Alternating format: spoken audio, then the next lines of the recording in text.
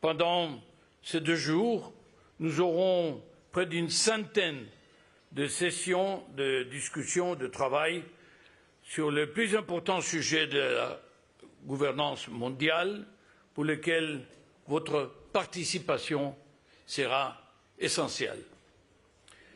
Le forum s'ouvre sur une actualité internationale très mouvementée.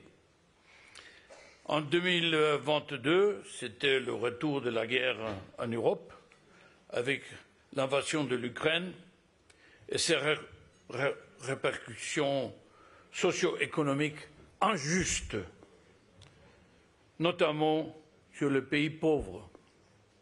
En 2023, c'est une escalade énormément inquiétante entre Israël et le Hamas, mais aussi la situation tragique au Nagorno-Karabakh, au Soudan et dans d'autres coins de la planète où les populations civiles sont toujours les premières à souffrir et au droit international humanitaire est de moins en moins respecté.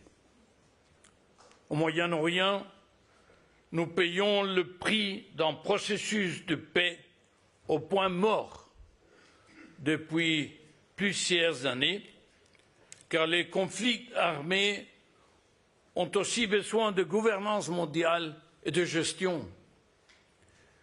Nous voyons les effets d'un système international polarisé et d'un Conseil de sécurité de l'ONU qui fonctionne au ralenti. Mais beaucoup d'entre nous nous croyons qu'il est encore temps de reprendre le dialogue diplomatique, de sauver des vies, d'empêcher le conflit de s'éteindre dans toute la région. Et je salue l'initiative du président Macron d'organiser une conférence humanitaire hier qui a permis de mobiliser une aide internationale aux habitants de Gaza. J'appelle à la fin des violences, une fois que les armes se seront tues, à la reprise d'une vraie négociation pour une solution à 2 États. Au Forum de Paris, nous réunissons tous les pays, mais aussi tous les acteurs pertinents pour déminer les sujets de conflit, pour améliorer les coordinations de tous et la gestion des biens publics mondiaux.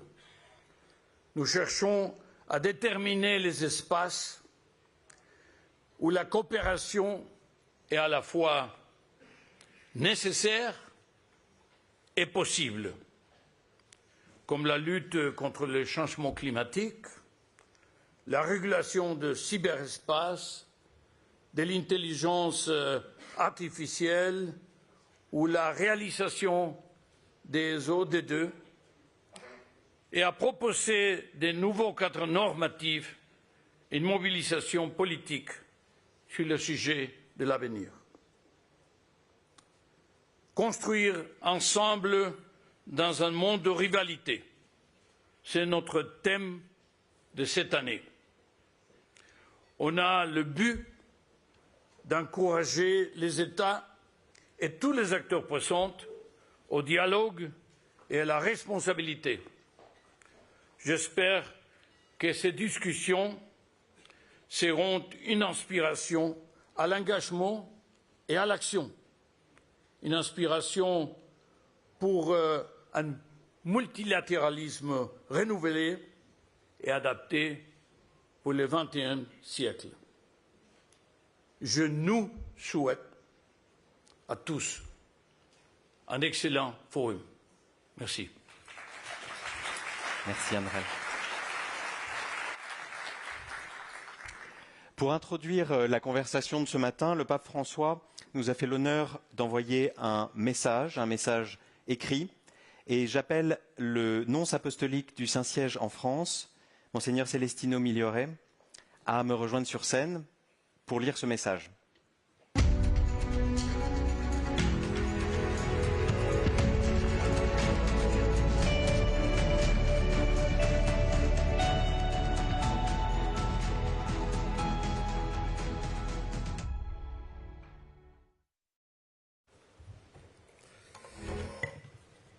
Monsieur le Président de la République, Mesdames et Messieurs les participants du 6e Forum sur la paix, j'ai le plaisir d'être parmi vous ce matin et de lire le message que Sa Sainteté le Pape François adresse à tous les participants de ce Forum pour la paix par son secrétaire d'État.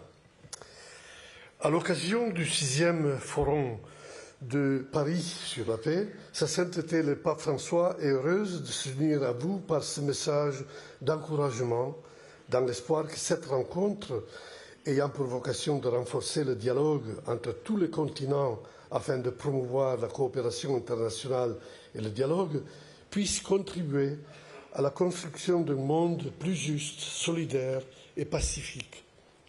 Cette année, le Forum se tient dans un contexte mondial extrêmement douloureux, alors que l'on assiste avec impuissance à la multiplication des conflits armés, avec leur cortège de souffrances, d'injustices et de dommages parfois irréversibles à notre maison commune. Le pape souhaite que ce forum soit un signe d'espérance. Il espère que les engagements qui y seront pris soient de nature à favoriser le dialogue sincère, basé sur l'écoute des cris de tous ceux qui souffrent à cause du terrorisme, de la violence généralisée et des guerres, autant de fléaux qui ne profitent qu'à certains groupes en nourrissant des intérêts particuliers, hélas, souvent déguisés par des nobles intentions.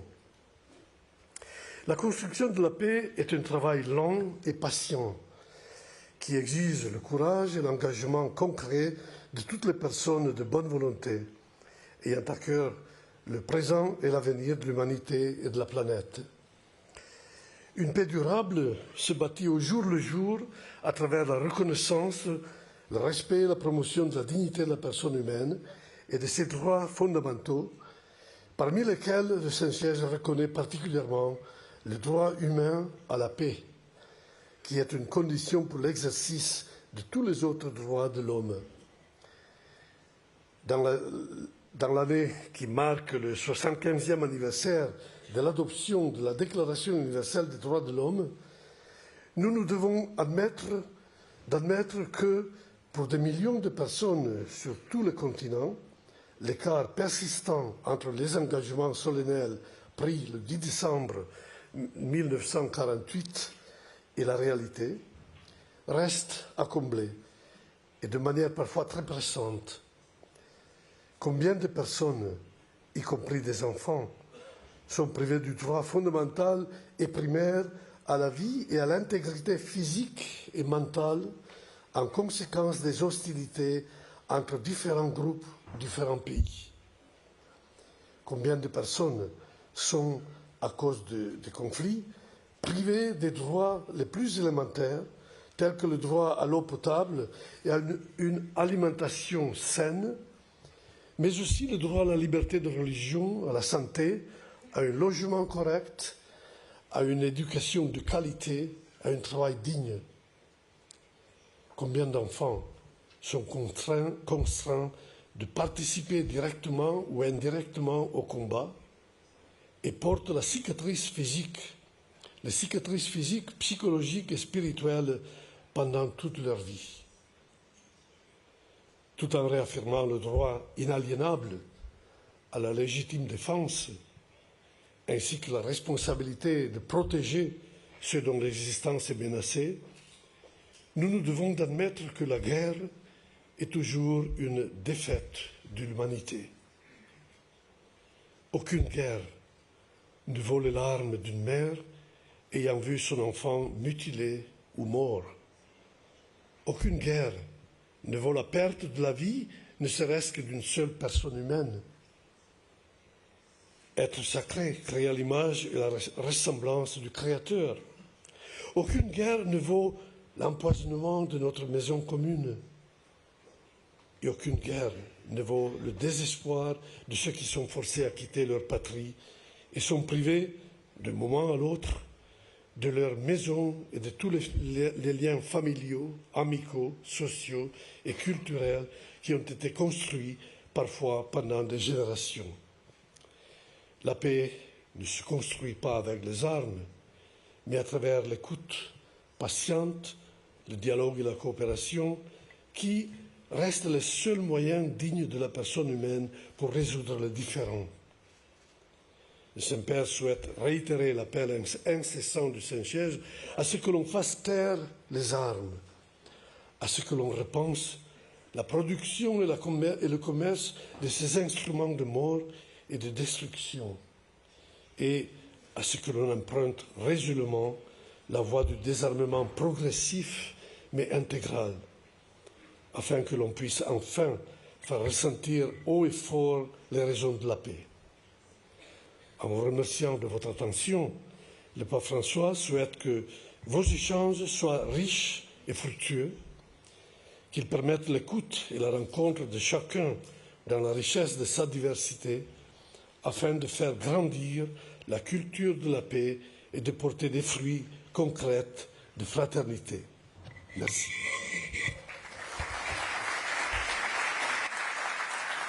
Merci, Monsieur le Nonce. Dès 2018, le Forum s'est donné comme objectif de construire la paix sur le long terme. La paix de demain, en quelque sorte. Mais évidemment, on ne peut pas rester insensible ou inactif face au drame d'aujourd'hui. On n'a pas le luxe de choisir ses combats, en quelque sorte. Je voudrais à présent appeler sur scène une jeune activiste libanaise, Elsie Milan, qui fait son doctorat à Londres sur des questions liées à la transition énergétique. Écoutons l'appel qu'elle nous lance à partir de son double point de vue sur les tensions géopolitiques actuelles et sur les questions mondiales de long terme qui requièrent notre attention.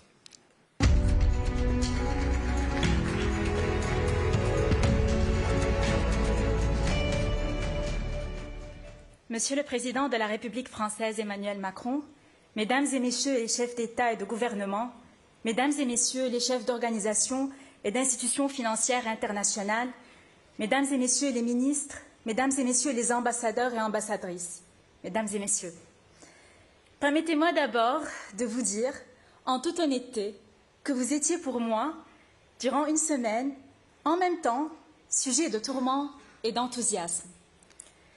Je dois vous parler de ma vision en tant que jeune spécialiste de l'énergie et du changement climatique à l'aube de la COP28, pour vous inspirer en quelque sorte. Mais comment puis-je vous communiquer les aspirations de toute une jeunesse, moi, doctorante, à Imperial College London, venue de ce tout petit pays qu'est le Liban. Naturellement, en tant que jeune femme de ma génération, je me suis tournée vers les réseaux sociaux pour une inspiration. Dans cette quête, une chanson trilingue a marqué mon esprit. Alors en 1984, alors que la guerre faisait rage à Beyrouth, le journaliste français Michel Drucker invitait une petite Libanaise, Rémi Bendali, pour lui chanter ce petit refrain. جينا نعيدكم بالعيد بنسألكم ليش ما في عنا الأعياد ولا زينة يا عالم أرضي محروقة أرضي حرية مسروقة. I am a child with something to say. Please listen to me. I am a child who wants to play. Why don't you let me? À mon enfance, à mes 4 ans, à l'innocence, au beau jardin à ce Liban qu'appellent les enfants, je vous demande, vous prie de rendre toute l'innocence de mon enfance. Sauvez l'enfance. En tant que jeune femme du Moyen-Orient, je ne peux que m'adresser à vous en pensant à tous les enfants qui souffrent sous la pression de la guerre. L'affrontement entre Israël et le Gaza nous rappelle tragiquement à quel point la paix est précieuse et doit être protégée. Nous le savons. Dans ce monde, notre seule issue est la paix. Nous ne pouvons céder à la haine. Ce conflit en est une nouvelle preuve. Je pense aux milliers des victimes de guerre, dont le Liban. Ce lundi, 3 petites filles du sud du Liban ont été tuées. Elles s'appelaient Rimas, Taline et Layan. Nulle terre ne peut fleurir, arrosée du sang des enfants. Libanaise, ma génération a vécu le traumatisme de l'invasion, de la guerre, des crises financières, de la corruption, de l'injustice et de l'explosion dans notre capitale, Beyrouth, le 4 août 2020. Nous sommes victimes de nos départs contraints, laissant derrière nous nos rêves, nos familles, nos coutumes et notre cher cèdre. Oui, notre cèdre qui siège sur nos monts blancs fiers. Nous sommes toutes et tous ce matin réunis pour la paix. Elle doit être préservée et restaurée au Moyen-Orient comme ailleurs au plus vite. Les armes sont plus brillantes que nos forêts, nos océans et la biodiversité qu'ils abritent. Et pourtant, la paix ne sera durable que si nous parvenons, par notre engagement collectif, à préserver la planète. Les résultats des recherches des agences intergouvernementales ne sont pas optimistes. Selon le GIEC, il y a plus de 50% de chances que l'augmentation de la température mondiale atteigne, ou plutôt dépasse, 1,5 degré C d'ici 2040. Notre lutte est donc pertinente et essentielle. Nous devons donc joindre nos forces dans ce monde de rivalité où les enfants et les générations futures sont les plus vulnérables. N'ayant pas pu sauvegarder leur présent, nous nous devons à l'avenir meilleur. Dans cette mission, chacun d'entre nous a un rôle important à jouer. En tant que chercheuse, je me concentre sur la sobriété énergétique pour la décarbonisation des industries lourdes et le développement de l'hydrogène bas carbone. Cette ultime décarbonation est le défi le plus important de vos institutions et que notre jeunesse doit surmonter. Mais ne vous inquiétez pas, la jeunesse est prête à relever ce défi et se mobiliser afin de bâtir une planète à la hauteur de ses ambitions, à une seule condition, avoir une place dans vos négociations et vos tables rondes. Il est essentiel de continuer à focaliser nos ressources financières sur la décarbonation. Cette réduction des émissions doit être juste et équitable, impliquant tous les pays, toutes les régions, sans laisser personne de côté. Durant le sommet de Paris pour un nouveau pacte financier mondial, en juin dernier, de claires intentions ont été mises en valeur. Je pense qu'il est temps de passer à l'action. Nous avons un long chemin à parcourir et pas de temps à perdre. J'espère que vous êtes prêts pour un marathon, mesdames et messieurs. Celui-ci n'est pas facile à courir. Sa ligne d'arrivée, le salut de l'humanité ou le chaos complet. Bientôt, nous nous retrouverons tous ensemble à la COP28, à Dubaï, prêts à renouer cet engagement, commencé ici, à Paris, il y a maintenant 8 ans. J'ai hâte d'y être. Pas vous? Je suis ravie d'être à Paris aujourd'hui, pour la première fois. Victor Hugo avait raison. Respirer Paris, cela conserve l'âme. Pour tous, Paris est la capitale des Lumières, de l'amour et de la résistance. Que Paris devienne aujourd'hui, par notre engagement commun, la capitale de la paix pour les peuples et la planète. Mesdames et messieurs, moi je n'ai pas d'armes pour combattre, ni de plumes pour écrire les lois. Mais j'ai mon optimisme et ma foi. Je ne rêve pas d'utopie, mais de quelque chose de plus concret, de réel. C'est une foi en une humanité qui surpasse toutes les différences. C'est une foi dans la science qui nous guidera vers un avenir sain. C'est une foi en vous, réunis ici pour les meilleures des causes, ouverts et tolérants. J'ai la conviction qu'il y a des jours meilleurs à venir. Mesdames et messieurs, si ce matin vous ressentez la même énergie que moi, si vous avez la même flamme qui jaillit en vous, si vous croyez vraiment que l'union fait la force, alors aujourd'hui, c'est votre chance. Votre chance d'écrire les nouvelles pages de notre histoire. Votre chance de mobiliser vos ressources pour la plus noble des causes. Votre chance de tenir vos promesses. Je vous souhaite de fructueuses négociations. Pensez à l'avenir, pensez à nous. Merci. Merci, Elsie.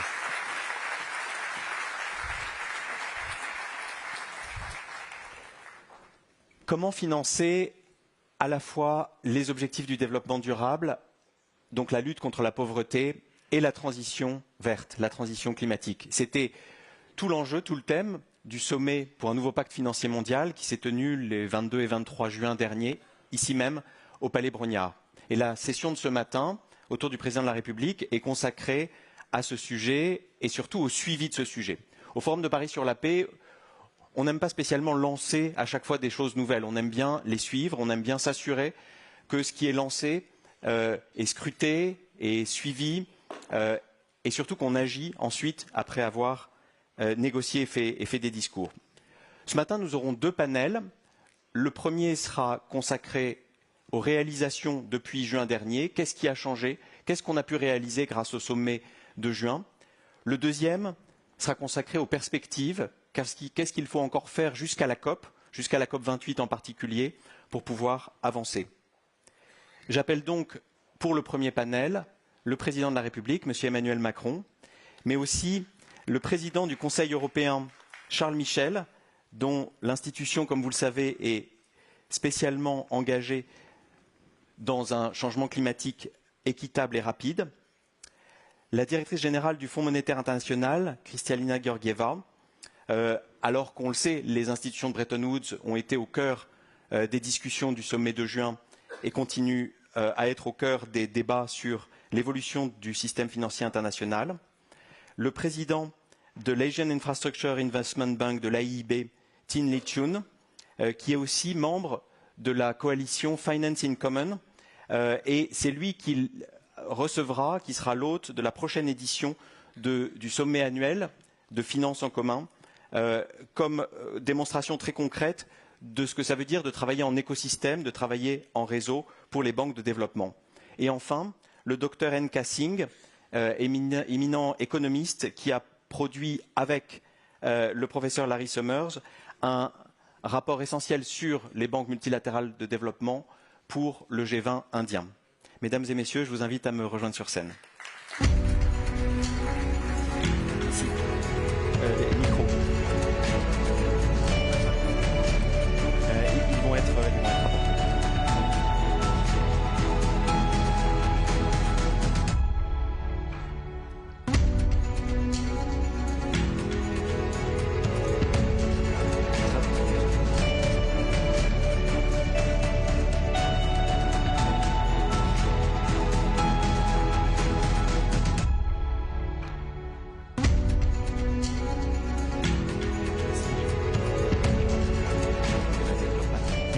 Chers amis, merci beaucoup pour l'introduction. Je vais être très rapide.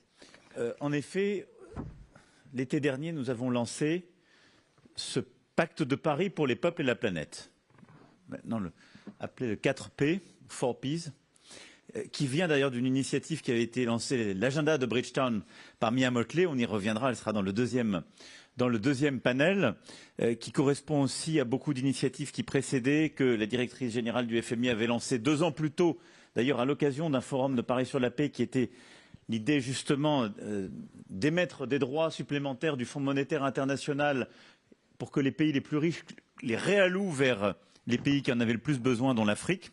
Mais au fond, ça partait d'un constat, c'est qu'on voyait et qu'on continue de voir, le monde se diviser entre des défis qui paraissaient impossibles et qui paraissent pour beaucoup encore impossibles à concilier.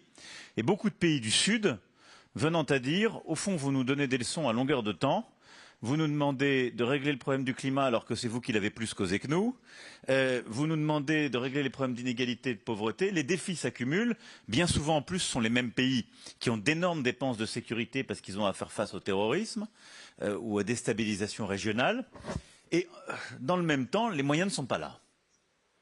C'est ça la base de l'instrument. Et donc, le pacte de Paris pour les peuples et la planète repose sur 4 principes très simples. Premièrement, personne ne doit être en situation de choisir entre lutter contre les inégalités et préserver la planète, c'est-à-dire le climat et la biodiversité. Deuxième chose, le chemin doit être choisi souverainement par chaque nation. Il n'y a pas un modèle qui doit être décidé pour la planète entière depuis Washington, Bruxelles, Londres ou je ne sais quelle capitale du Nord. Troisième point, pour ce faire, on a besoin de beaucoup plus de moyens financiers publics. Ça veut dire de mettre les moyens dans notre aide publique au développement, cet investissement solidaire nécessaire pour les pays du Nord, mais également de mieux utiliser nos banques multilatérales, nos banques régionales pour mobiliser ce financement. Et puis le quatrième point, c'était de dire qu'il faut en même temps qu'il y ait une complémentarité publique-privée et il faut que cet argent permette de mobiliser beaucoup plus de finances privées pour aller vers ces pays. Ce qui est une vraie révolution à la fois de pratique et de volume de notre investissement collectif. Alors, les principes ont été définis, beaucoup d'actions concrètes ont été lancées en juin dernier et j'avais pris l'engagement qu'on fasse le suivi lors de ce forum, nous y sommes. Depuis, beaucoup d'autres choses ont été faites. Je veux saluer la mobilisation du président Ruto, qui a tenu un sommet important à Nairobi sur le climat et qui a commencé à mettre en œuvre ce qu'on s'est dit là. Le secrétaire général des Nations Unies qui a avancé votre sommet à Marrakech, Madame la directrice générale, avec la Banque mondiale qui, vous y reviendrez, a permis d'avancer sur ce point. Et donc toute une série d'initiatives qui ont été prises dans le droit fil et qui ont commencé à jalonner par des actions très concrètes le sommet et à documenter en quelque sorte les principes que nous avions pris. Évidemment, tout ça s'inscrit et nous nous parlons juste avant la COP28, vous l'avez dit, Elsie, qui va se tenir à Dubaï et qui structure une partie de cet agenda, et les années à venir qui vont être absolument déterminantes. Donc l'objectif de ce premier panel, c'est de revenir sur les acquis et de les consolider. On aura un deuxième panel pour justement se projeter sur l'avenir. Ce que je vous propose, c'est peut-être, Dr Singh, comme vous avez été mandaté par la présidence indienne du G20, qui a repris ce pacte de Paris pour les peuples et la planète. Avec Larry Summers, vous avez fait un rapport qui va dans le sens justement de la réforme de notre financement international et de notre banque multilatérale. Je propose d'abord vous céder la parole pour que vous puissiez nous présenter ce travail et aussi expliquer comment jalonner les prochains mois et les prochaines années avec ces réformes.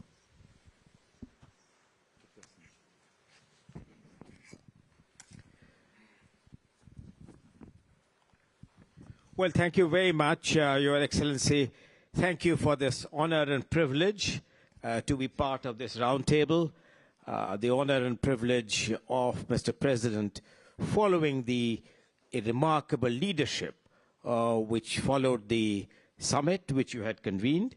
And indeed, for the honor and privilege that how gratifying it is that your own team, after a careful study of the 2-volume report which Larry and I had of which we were the co-conveners with a distinguished group, found it to be a very worthwhile report in terms of taking the agenda forward and making fundamental changes. Now, as you correctly pointed out, that ever since your initiative, the last 6 months, Mr. President, has seen more changes in the last 6 months or 8 months than it has taken in many decades. Consider the following, Mr. President. Consider the fact that our first report and second report is already in the course of implementation.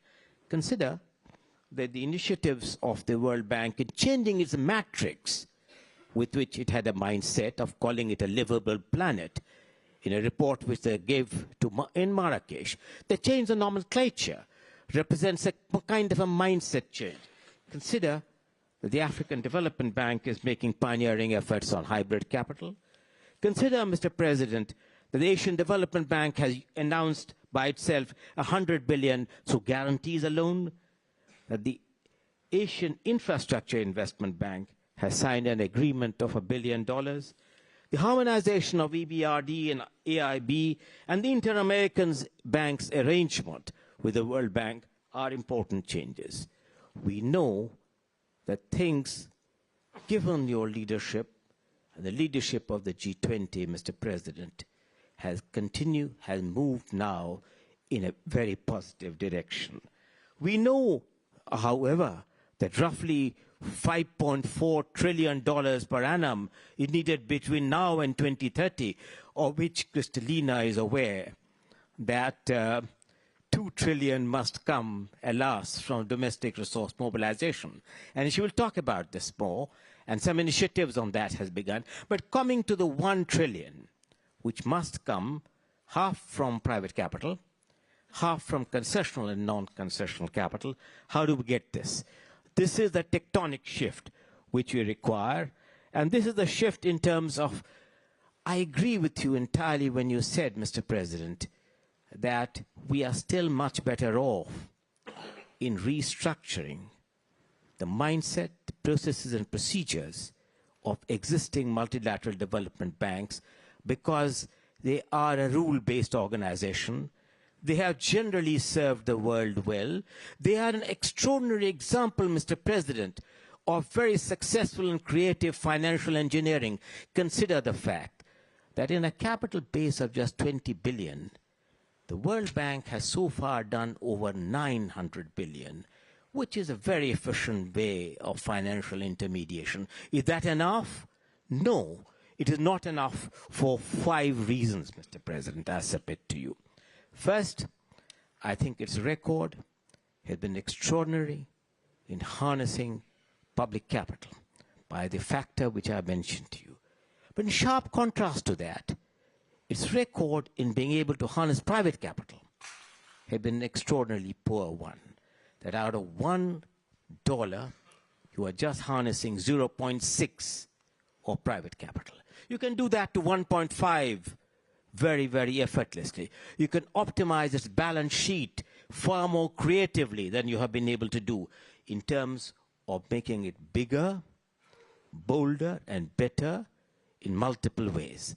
And I think that the efforts which are being made to harness hybrid capital, private capital, guarantees, blended finance, offer the enormous scope of how much bigger it can become without too much additional capital outlays right at the beginning.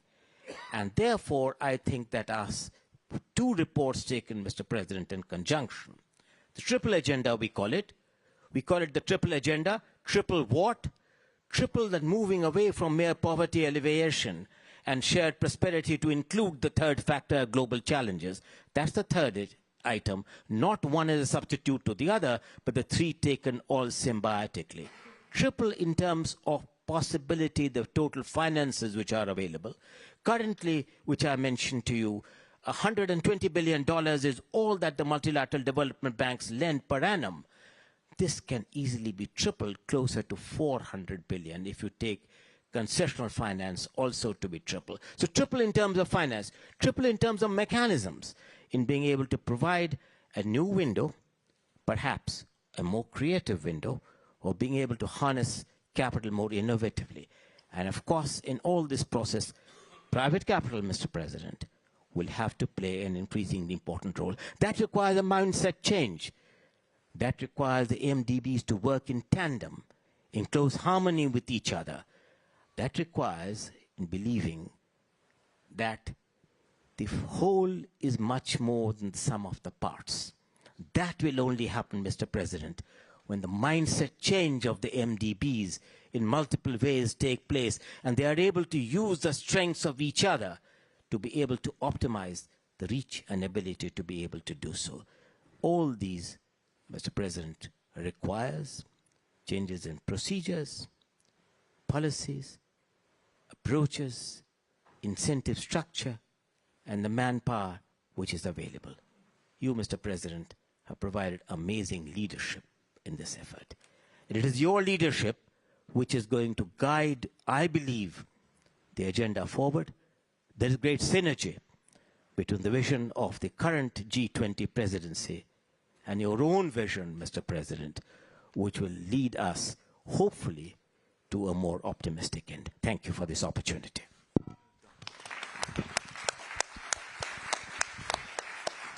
Thank you, and thank you for your report, your work, and I want to commend the G20 presidency of India because I think this agenda is very inspiring and we made a lot of progress. And I know how much Brazilian presidency wants to follow up on that. And you're right to create this common dynamic and all the synergies between having a better mobilization of the existing balance sheet and reforming global governance of IMF, World Bank, and our global institutions, because they have to be much more inclusive and much more efficient. And as one of the founding members of this institution, I do believe in this reform in depth. Let me perhaps follow up with you, Kristalina, Madame la Directrice Générale. Because more than 2 years ago, you launched this idea to issue largely more than 650 billion SDRs or equivalent, in order precisely not just to raise capital, but to reallocate for rich countries this capital toward poorest countries of this world. It took time, but we did it thanks to your leadership. And more than that, you committed a few months ago to as well reorganize your way to function with the World Bank, to optimize the synergies. And de facto, you already started this big change. So what is your view on the role of the IMF? Where do we stand regarding SDRs and this policy, about the funds you created in order to help poor and developing countries facing this type of challenges I mentioned? And what about the future? Kristalina. Thank you very much. I want to start with a big hooray for the courage of conviction that even in the toughest of times, we can work for a better world. Thank you for that, Mia. Thank you. In 2030, John Maynard Keynes wrote an essay, Economic Possibilities for Our Grandchildren. It was in the midst of depression, and the Second World War was ahead of the world then. And yet, he stood against pessimism. He said, we can make the lives of our grandchildren better. And that is what I strongly believe we need today. But we can only succeed if actions speak louder than words. So, what is our scorecard? What we have achieved? First, we have indeed exceeded the on-lending of SDRs, the pledge we made. We pledged 100 billion. We are now somewhere in the neighborhood of 106, 107, and counting. How did we do it? By creating healthy competition to do good. You started it. First, there was this pledge to on-lend 20%. You said, no, we are going to go to 40. And what happened next was, Canada said we would do 48. Spain said, we are going to do 50. And my call is, everybody that can do more, please do. Why? And that is the second point. Because what we are achieving is to take a dormant asset, one that is asleep in central banks, and we are turning it into resource for developing economies to step up. What we have today, $55 billion on lending to our Poverty Reduction and Growth Trust. This makes it possible for the fund to provide zero interest rates lending on scale. And I look at the President of Ghana. We lent Ghana 3 billion. We would have not been able to do more than 1 billion if we didn't have that resource. Second, we now have over 40 billion in our Resilience and Sustainability Trust, which provides long-term, 20 years, concessional finance, 10.5 years grace, low interest rate to vulnerable to climate change countries, not only to low-income countries, but also to vulnerable middle-income countries.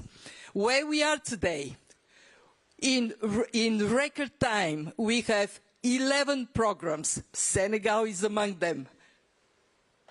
Barbados is among them. Out of these 11 programs, 6 are on the continent of Africa, where most of the vulnerabilities, unfortunately, lie.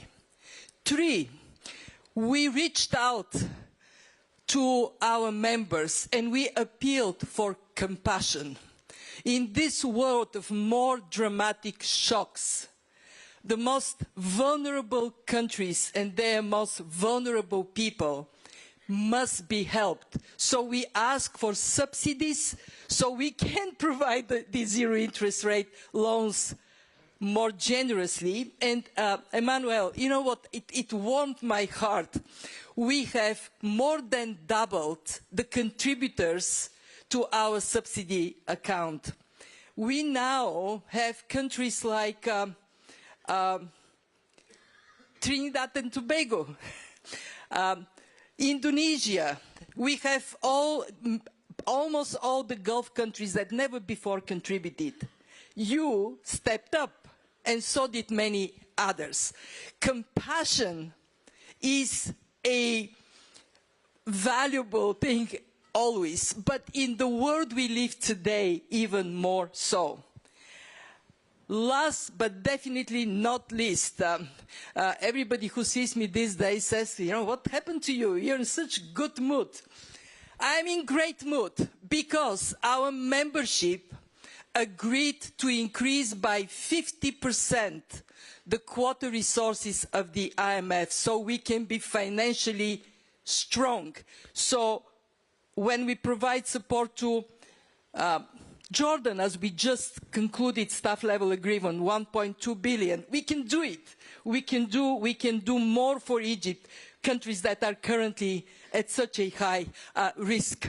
Just to give you a sense what is 50%, this is predictable resources for the fund to respond to shocks as they occur. 2020 COVID, we lent 160 billion. 2022, war in Ukraine, we lent 160 billion. With this predictable resource, one that we can rely on, I feel so much more comfortable in our more shock-prone world. So, 6 months, 6 big actions. And I look forward, Emmanuel, you call us in 6 months. I'm a little, okay, we need to come up with 6 more, and we will.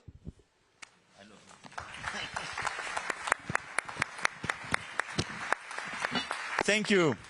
Merci Kristalina, c'est très concret et l'enthousiasme est là en plus au rendez-vous. Au-delà des... I'm sorry, I forgot in the 6 actions, apologies. And now we have a 3rd chair for Sub-Saharan Africa to represent the continent much better. Beginning of the reform. Début de la réforme de gouvernance, en effet, du FMI. Et je pense que, au-delà de ce qui a été rappelé, tout ce qui a été décidé permet en effet des actions très concrètes et d'avoir plus de leviers sur des pays clés qui sont ici présents. Mais ça permet aussi, en lien avec la guerre que nous évoquions en propos introductifs et qu'on a largement discuté hier, c'est que tout est lié. Et qu'aujourd'hui, on a des pays très vulnérables qui, si on ne les aide pas par la solidarité internationale, seront entraînés par le conflit qui est en cours. Et donc, en effet, l'action du Fonds monétaire international, en particulier en Jordanie, en Égypte, dans le cadre du conflit qui se joue aujourd'hui, est absolument décisive et ne serait pas possible sans ces augmentations de capital et ces moyens réalloués. Kristalina a eu raison de le dire. Je vais maintenant aller vers vous, Président Jean, pour justement ce travail se fait en commun. Nous avons nos institutions financières internationales, mais nous avons aussi nos banques. Vous présidez la Banque asiatique d'investissement pour les infrastructures. Et vous faites partie de ce qu'on a aussi inclus dans l'initiative du pacte de Paris pour les peuples et la planète, et consacré à ce moment-là politiquement, qui s'appelle Finance en commun, qui est la réunion de toutes nos banques de développement, des banques régionales, des banques justement intercontinentales, pour permettre ce travail en commun aux côtés de la Banque mondiale et du Fonds monétaire international, développer des synergies et les effets de levier. Et par rapport à tout ce qui a été dit aujourd'hui, je voudrais justement que vous nous parliez de la manière dont vous voyez Finance en commun, le rôle de votre banque et la manière d'améliorer ce financement à la fois de la lutte contre les inégalités et la pauvreté et pour la planète. Président Jean. Thank you, President Macron. Thank you very much.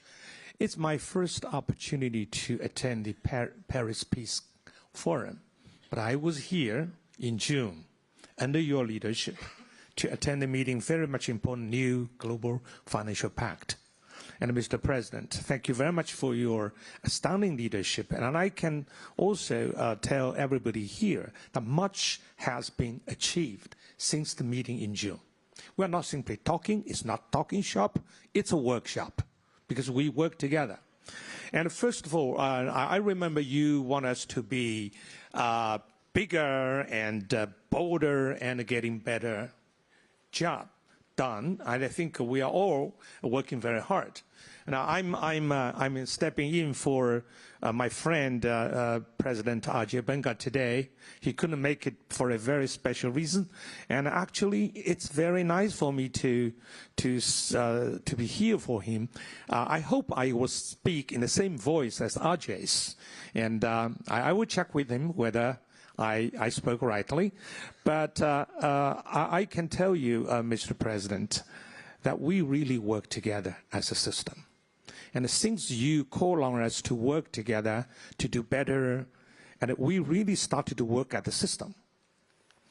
For instance, very close cooperation has been achieved. And Mr. Singh referred to the $1 billion finance guarantee for the World Bank's program. Now, this $1 billion guarantee is not a big amount, but we help the World Bank to release the resources to do new financing. And we are working actually to do more. And also, I think the financing for Commons Coalition is also making very good progress. And I think the achievements in Cartagena following the meeting here, I think is demonstrative of the actions we can take together. Actually, we are trying our very best to bring the coalition to Asia. And I'm very much willing to host 2024. To that end, I certainly have to mobilize more support from the partners and other MDBs. But I think it's very much important. I think the essence of working together is just to get more financing for development, for climate change mitigation adaptation. Now, we all know that this Financing Commons Coalition has $23 trillion in assets and 10% of the total annual financing flows. This is a huge amount of money. And if we only work with MDBs as a small group, it's very much limited. By working together, and we can mobilize huge amount of resources to develop shared programs which can promote global prosperity, development, and in particular, climate change mitigation adaptation. So I think leadership is important because leadership would guide us to do whatever is needed. But then we follow by actions, coordination, cooperation, and implementation. So I've been in the development work for the last 4 decades, and I have never seen such kind of momentum, such kind of shared vision and cooperation. Now, Kristalina is here. We also work with you. When we provide financing to some of the risky countries, highly indebted countries, we check with IMF. What is the best approach, right? Not simply giving them money, building even higher indebtedness. So working together as a system, Mr. President, we believe this is very much important. Thank you very much for your leadership. And lastly, I would like to say a few words about this bank. France is one of the first countries to participate in the negotiation of the bank. European countries are not simply to join the bank which is established already. European countries join in the making of the rules, in the negotiation of the Articles of Agreement, and we have the principle of being lean, clean, and green. So this is the, I would say, the great achievement of the cooperation among all of the shareholders. And I'm very much confident we can do more together. Thank you very much, Mr. President. And I can assure you we will continue to work together and do even better. Thank you. Thank you, President. Thank you. Merci beaucoup. Je vais maintenant passer la parole au président Charles Michel qui, en tant que président du Conseil, a piloté cette double action justement des chefs d'État et de gouvernement européens qui sont engagés sur la transition climatique et la biodiversité, et dans le même temps aussi, à travers les différents sommets, celui avec l'Union africaine et d'autres, engagés sur l'investissement solidaire international, et donc comment justement l'Union européenne porte ce double agenda, et comment tu vois à la fois les acquis depuis le sommet, mais également les perspectives d'un point de vue européen.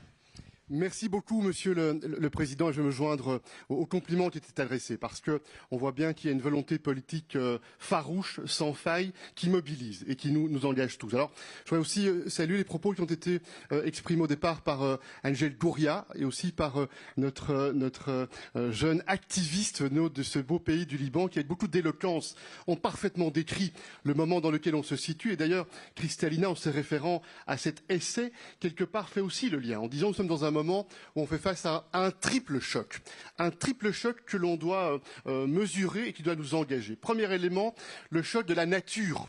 Changement climatique, le Covid-19 est aussi une démonstration, les océans, la biodiversité, les forêts, ce midi, les glaciers, les pôles, on voit bien que nous avons une responsabilité sur ce sujet. Deuxième choc, le choc technologique. Intelligence artificielle générative, ça bouleverse nos sociétés, on doit appréhender ce choc. Troisième choc, la remise en question d'un ordre fondé sur le multilatéralisme, fondé sur des règles, et la tentation du repli, la tentation de se regarder le nombril et de renoncer à cet esprit de coopération. Et donc, merci, cher Président, de nous mobiliser, de nous engager pour faire en sorte que l'on soit en première ligne pour croire, pour avoir foi dans cet esprit de coopération, pas simplement dans des discours, mais dans de l'action. Et ce que l'on fait aujourd'hui, puisque quelques mois plus tard, nous regardons quels sont les délivrables, quels sont les résultats engagés. Et Kristalina a fait une belle démonstration très opérationnelle. Je ne vais pas répéter les propos qu'elle a tenus et qui montrent que ce que vous avez indiqué comme cap, ça amène un certain nombre de résultats. Quelques points s'agissant de l'Union européenne. Et nous pensons effectivement que l'Union européenne, par notre ADN, nous avons une responsabilité pour plus de coopération, pour plus de respect des valeurs fondamentales de dignité humaine qui doivent nous engager à ne pas choisir entre faire reculer la pauvreté, à ne pas choisir entre permettre aux enfants, aux jeunes garçons, aux jeunes filles d'aller à l'école, d'être en mesure de rencontrer les besoins sociaux élémentaires avec la protection de la planète et de la biodiversité. C'est bien de cela dont il s'agit. Et on le sait, si nous voulons être crédibles, on doit être crédibles sur deux sujets.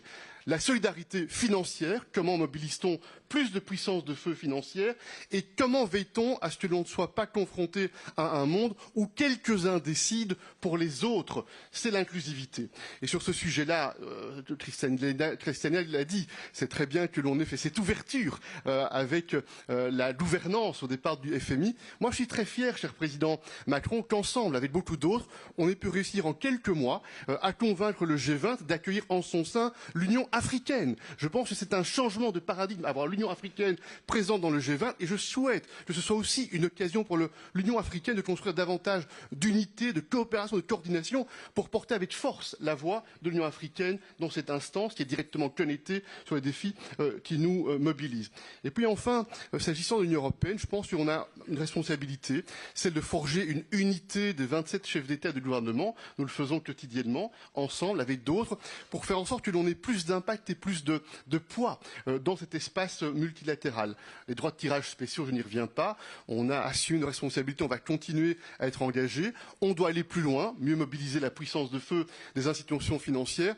Et on mesure chacun que c'est indispensable. Parce que si je prends la Banque mondiale, par exemple, la Banque mondiale aujourd'hui est proportionnellement au PIB 7 fois moins capitalisée qu'elle ne l'était au moment de sa création. Ça montre bien qu'il y a une difficulté. Et donc le bon sens, c'est faire ce que Kristalina fait avec la Banque mondiale, c'est mobiliser mieux les capacités, faire en sorte, comme ça a été très bien dit, de mobiliser le secteur privé de manière intelligente. Et pour ça, il faut de la gouvernance, de la prévisibilité, de la lutte contre la corruption. Mais ça signifie aussi que l'on va devoir envisager à un moment donné, probablement, on n'hésitera pas le débat de considérer des augmentations de capital. Je pense que ce sera un débat tôt ou tard qui sera devant nous. Donc vous le voyez, l'Union européenne souhaite être un acteur très mobilisé, très engagé.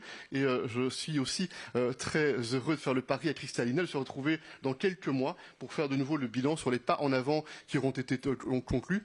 On a une responsabilité. Je pense que ça a été dit avec beaucoup d'éloquence, je le répète, il y a quelques instants.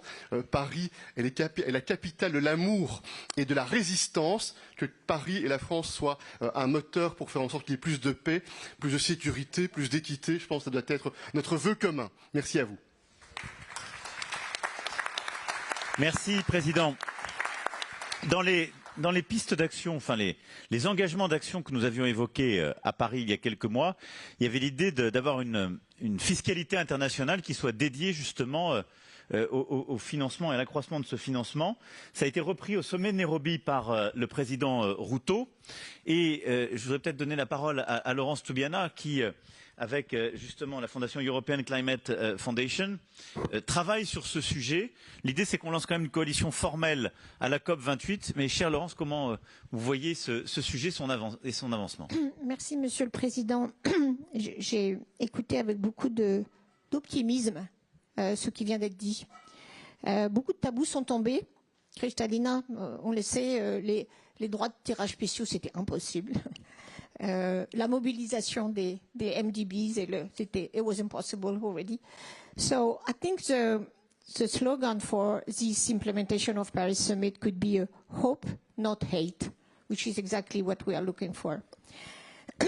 I think every country in this room is here because we recognize that we need drastically increase the scale of climate finance available to support developing and vulnerable countries' transition to the low carbon and resilient positive economy, while addressing the adverse effect of climate change, including, of course, the loss and damage.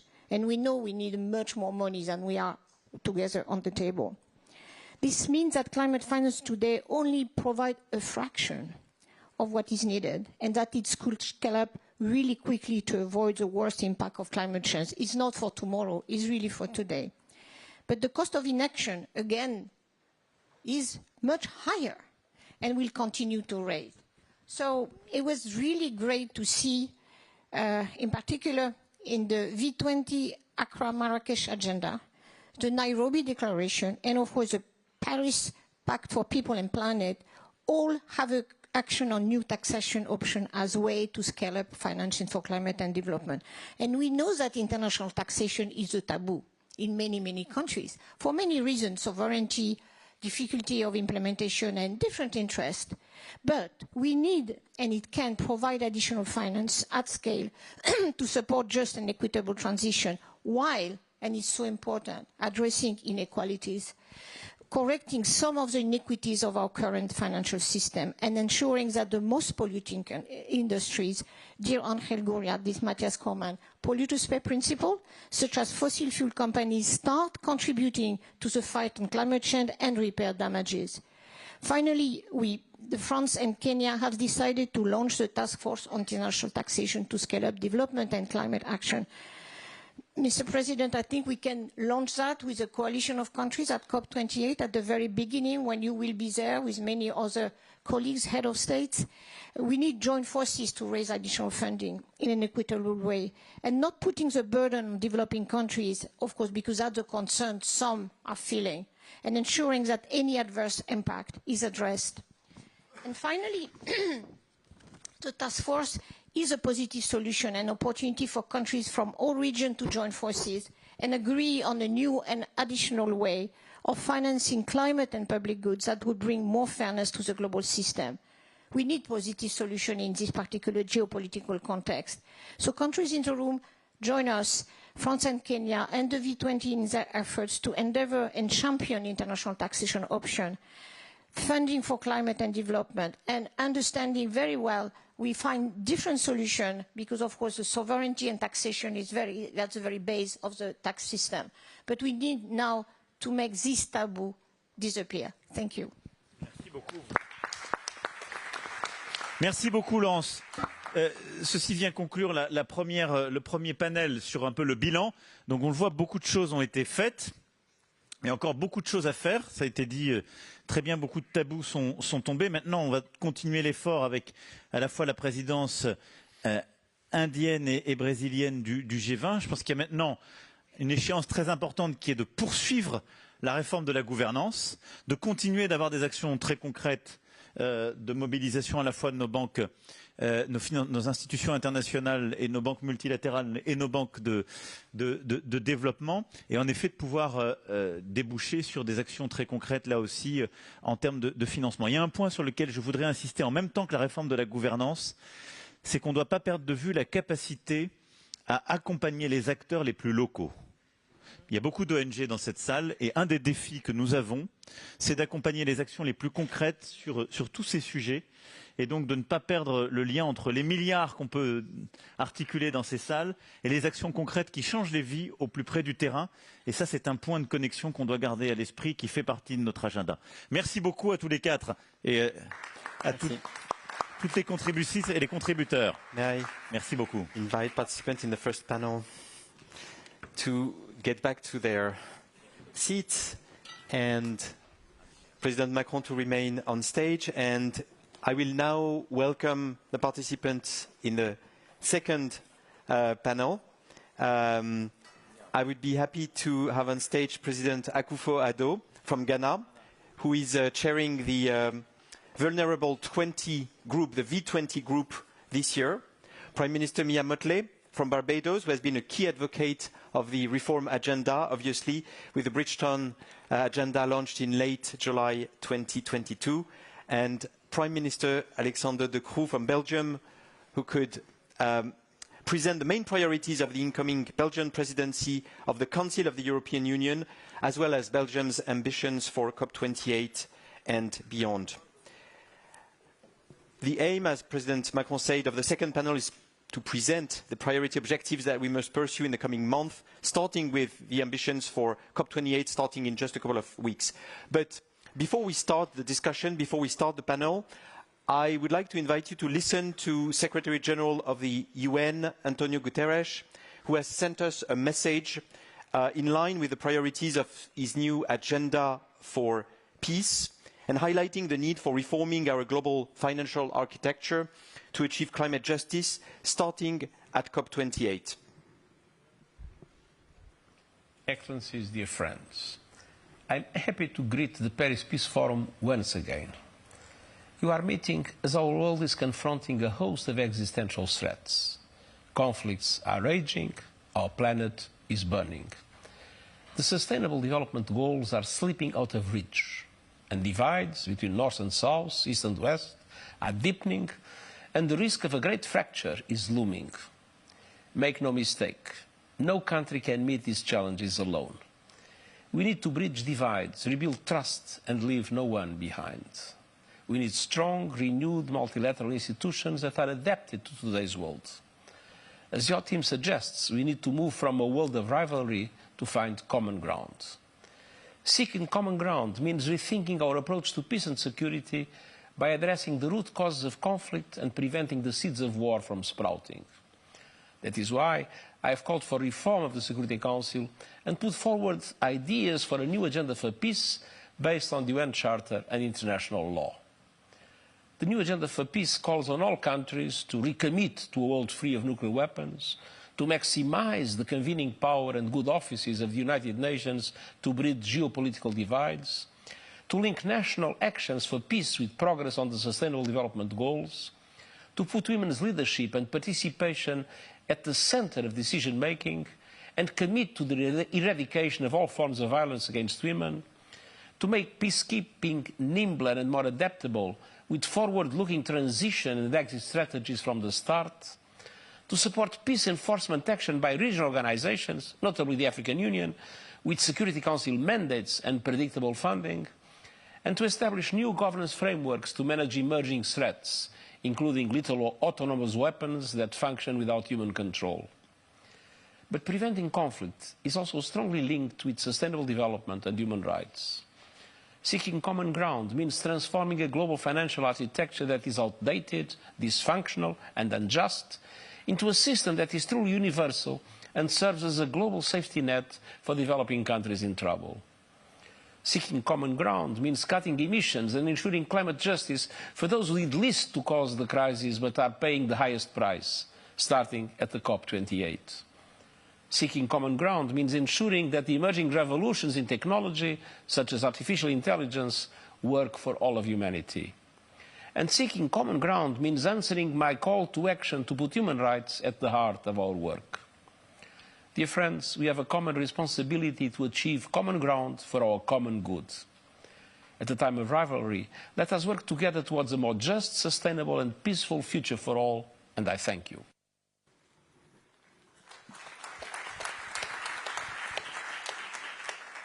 If we speak about the future and what's next, obviously COP28 is absolutely critical in the coming weeks, and as it will frame as well on a series of actions that will to come. Mrs. Prime Minister, you played a very important role for this 4Ps because you, with your initiative, the Bridgestone initiative and your agenda, you set up the scene. And you were one of the very first one to precisely insist on this dilemma between fight against poverty and climate change, insisting on vulnerability as well. What are your main, not just, I would say, intention for COP28, but the action plan for COP28? And what are the critical actions to be delivered by our pact and all the countries being part of it for the weeks, the months and the years to come? Mia, thank you. Thank you, Emmanuel. Let me say that 6 months ago when we met here, I indicated that we were making progress, but just not fast enough. We're a little faster, but still not fast enough. And I want to thank those who spoke in the last panel, because as you can see, things have happened. And I want to commend you for your leadership on this matter, because even after we listened to the Secretary General just now, it is so easy for us to lose focus. But I am an eternal optimist, and I want to commend the young lady from Lebanon who spoke this morning, who both in her passion and language captured the moment. I do believe that peace will come, and I do believe that the planet will be saved. The question is, at what cost? And whether we have not learnt the lessons of a century ago. The truth is that the conflicts that are increasing are threatening to delay our rendezvous with saving humanity and saving the planet. And that means that more lives will be lost, lives that we will not see on television, as we are seeing now, but they will be lost nevertheless. Against that backdrop, therefore, we have to call for continued pace. And your voice is critical because there is too much distraction on the basis of geopolitics and on the basis of domestic politics from the real battles. We cannot save the planet with a quarter or half the people of the world working together. We need the majority. And if the majority is distracted in conflicts, if the majority is distracted in just being able to eke out a living, one of the things that we don't talk about is food and water security. And food and water security is a daily battle. And human beings can't survive without access to it for a long period of time. So that it bothers me, and I want to commend you and President Ruto as we just heard, for the task force which is being set up. But I want to ask you to broaden it. And I want to ask you not to focus on climate alone, because in Paris we agreed planet and people. And to not allow us, or indeed the international media, to suck us into what is sexy on the reporting of the issues of the world. Because then we'll focus on COP and the climate and the lights, but we'll forget people. If we're going to agree that there needs to be a new mechanism for funding beyond that which we have now at the domestic levels and the public ODA, then we need to also recognize that there are competing interests for global public goods. And while climate and loss of biodiversity is perhaps the most urgent and certainly one of the greatest ones, food and water security is critical. Providing for the victims of conflict and what happens to them, whether in Africa, whether in the Middle East, whether in Europe, whether in Latin America, we need to be able to ensure that there is a capacity to reabsorb people who cannot on their own make their way because of them being victims of conflict. And then we need to be able to recognize that the ones who were not seen in the pandemic, who have lost, have been our children, and that the digital divide that precluded them from having access to regular education for the better part of 3 years can be totally destructive if we don't reintegrate them back into their societies by giving them a platform and opportunity for learning. So I've broadened the response a little bit because I feel that as you embark on this critical work for finding an international source of funding for global public goods, that we need to frame the parameters properly and to ensure that we can find ways, and of course the readiness for pandemics, which is the fifth one that I didn't include, not just the ones that will come as a result of climate because of the impact of warming, but also the slow motion pandemic of the antimicrobial resistance, which will reverse a century of medical progress, much of which has been developed here in this country. And if we don't get it right, it means that people may save the planet, but die from something else that ought not to have been a threat to humanity. I say these things conscious that as we focus now, as we go into COP, on the capitalization of the Loss and Damage Fund, it cannot be the only matter that we are seeking to raise funds for. And we are in danger of people saying, as they say to me often, well, you said you wanted X, but now you're asking for Y. Well, we're asking for X and Y, but you may only have heard X. And therefore, it is important to state what the world needs now. We also have to be aware that we really ought to have been going with COP to COP with a record and not a promise. And my fear is that the record is not yet strong enough to keep the world's trust in the process. And to that extent, it may well be fortuitous that there is not a country that has come forward to offer to host COP29 yet, and we may have to see COP28 as phase A and COP29 as phase B, and to ensure that we keep the momentum up, because I'm not sure that we can reach safety in the month that is left to properly capitalize the Loss and Damage Fund. It is going to be interesting to see what level of public funding comes from the developed world, but we're also going to need to be able to utilize the output of your task force to help capitalize the Loss and Damage Fund as well. I don't know that we are having the conversations at a wide enough basis. The oil companies are not our enemies. They're run by people that look like you and me. And if they look like you and me, then we ought to be able to sit around the table and define a win-win situation, unless they have a secret file, as I keep saying, as to how we can live on the planet Mars. And if they don't, then it means that it is not incapable of resolution. We need to sit around a table together. And it cannot be a handful of people who the world does not know or does not recognize. It has to be transparent if we are going to build trust among the global population.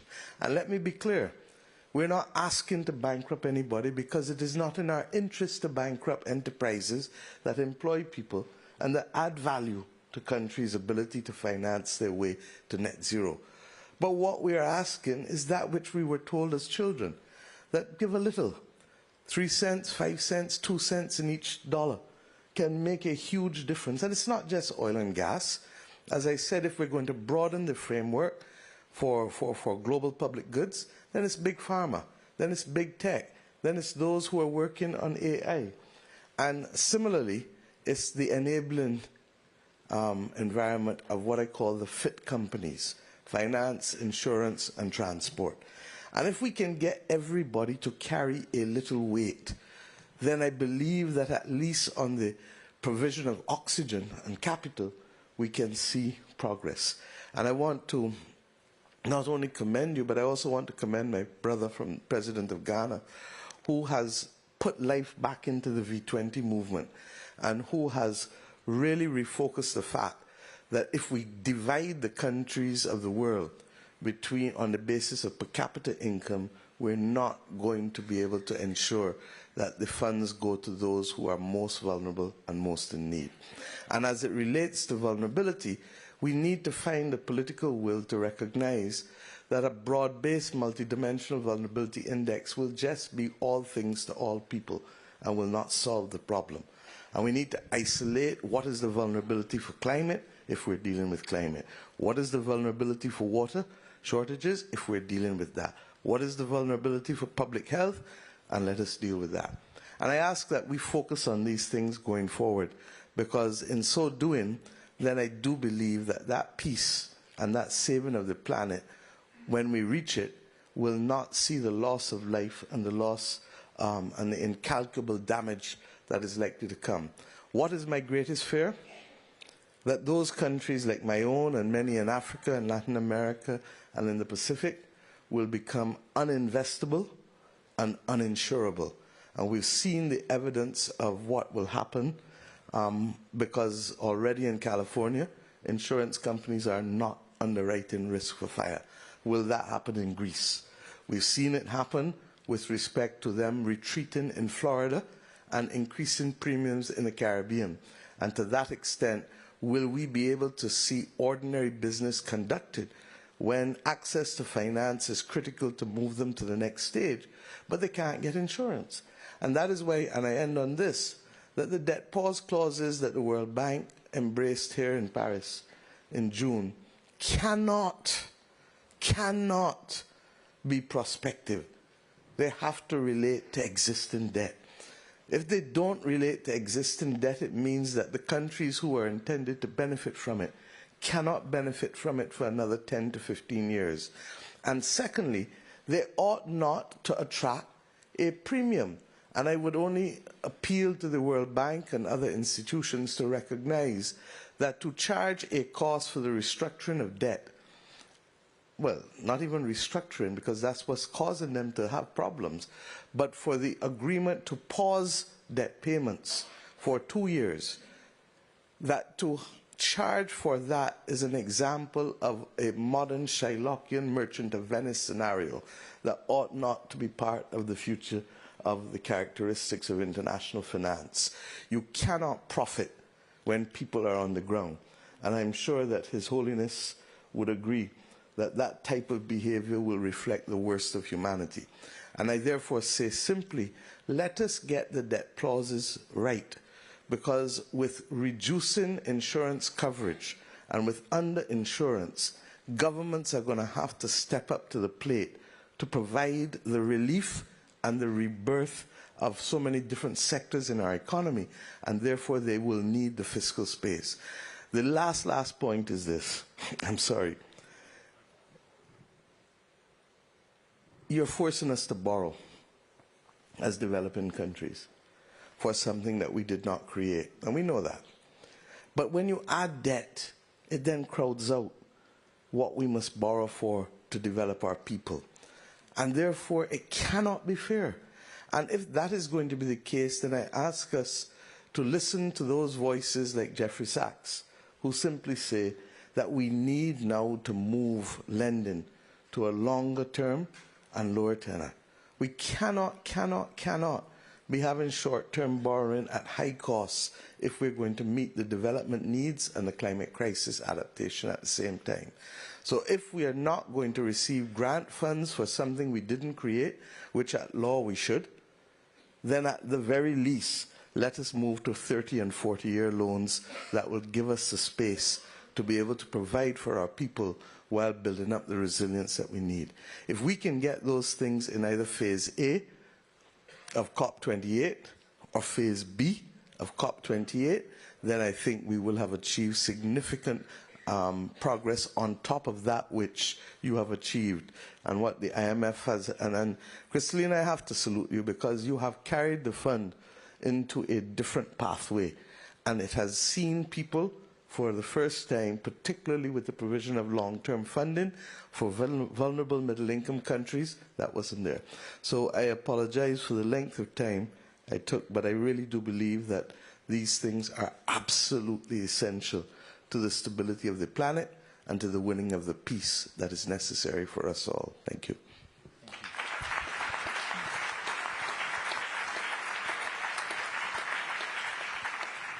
Thank you, Mia. You made a very clear link between, indeed, what is on the short run on the agenda and what makes vulnerability from economic and social point of view and climate point of view, because both, in fact, are converging and create the same impact on people.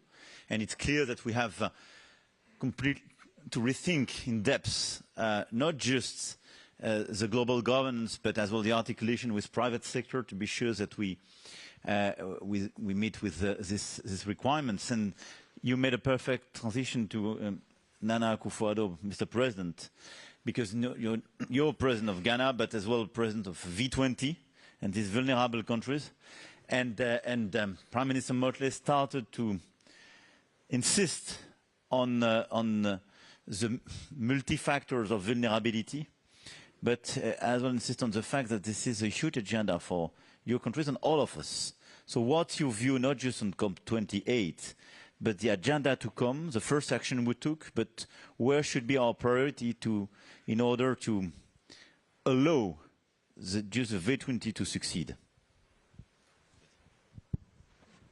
Mr. President, thank you very much, first of all, for the invitation, and the organizers of the Peace Forum for the invitation to participate for the first time in the work of this important organization. But I think I have also to join those who have spoken before in commending you for the stance that you have taken in trying to address some of the critical issues of our world today, and for the boldness of your leadership. There are many others in your position who are not speaking out on some of these matters, but you are speaking out, and more than speaking out, acting. And I think that that is really a matter for strong commendation, and we want to wish you the very best of luck in continuing this journey. It cannot be easy for you, having regard to what's going on here and in the rest of the world, but it is important that that work is being done and that you have stepped up to do that work. In the same way that Prime Minister Motley identified the work that the Managing Director of the IMF is doing, I want to add my voice to it, that we're seeing a situation where